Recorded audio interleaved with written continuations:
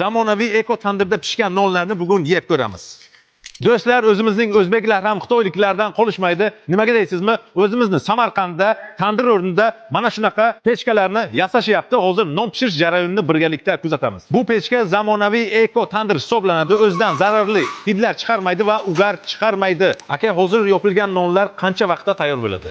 12 minutgacha tayyor bo'ladi. Barcha nonlar, har xil turdagi nonlar 10 minut 12 minutgacha chiqaradi. Bu eko tandir faqatgina gazda ishlaydi.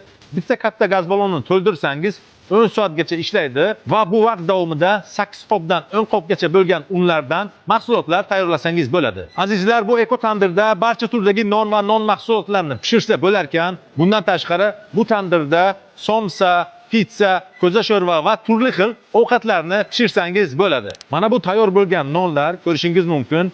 Hammasini orqasi bir xil bo'lib pishgan. Kimga agar mana shunaqa eko tandir kerak bo'ladigan bo'lsa, akalarimizni raqamlarini qoldirganmiz, qo'ng'iroq qilinglar.